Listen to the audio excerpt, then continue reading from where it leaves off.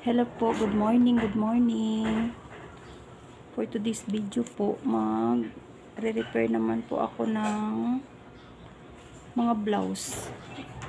Ito po, mga blouse. Long sleeve. Re-repairin natin to. Babawasan natin yung manggas. Tsaka ito, puputulan. Kasi mahaba siya, putulan tapos pasikipan natin yung gilid. At saka po ito yung mga blouse. May ano po siya, may design na parang wings. Tinanggal lang natin para gagawing sleeveless. Dalawa po siya.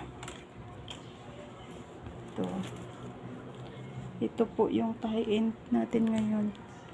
Kasi maaga pala ako maaga ako umpisa manahi.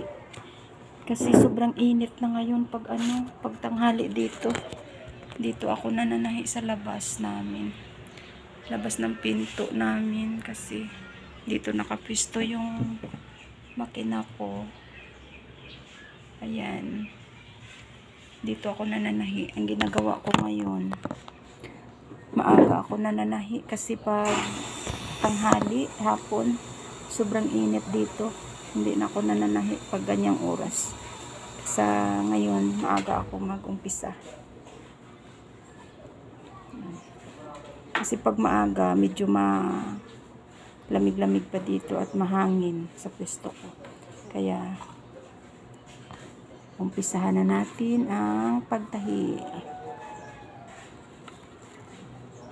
Pag sobrang init kasi, baka sasama naman pakiramdam natin.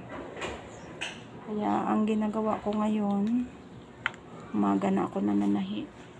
Kung hindi umaga, yung paggabi, mga 6 to 7 ng gabi, yan. Malamig ang panahon. Ngayon kasi sobrang init. Sige na guys, kay mag-umpisa na ako manahi sa mga kapatid natin. Mag-iingat tayong lahat at sobrang init ng panahon ngayon. Kumbaga, mag-inom tayo ng maraming tubig. Sige, bye. Bye guys. Manahi na ako guys kasi katanghali na, mainit naman dito sa pwesto ko. Tatapusin ko lang to yung mga blouse. 4 na blouse. Tatapusin ko lang ito para mamayang hapon na naman ako manahi. Sige, bye. Salamat. Ingat po tayong lahat sa sobrang init ng panahon ngayon. Bye guys.